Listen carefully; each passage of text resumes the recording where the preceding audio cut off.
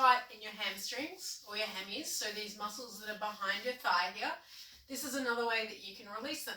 You can use a foam roller. So with a foam roller, what you can do is just lift your body up and then roll up and down on the hamstring.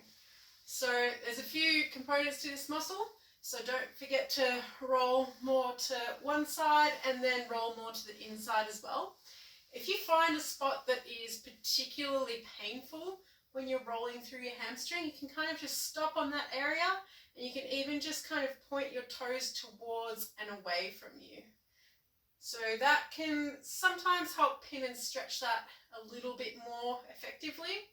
When you're rolling, just take your time going through. Take about maybe a minute or so per side. Do that for at least a month to start seeing some results if you're chronically tight. Try it out, see how it goes.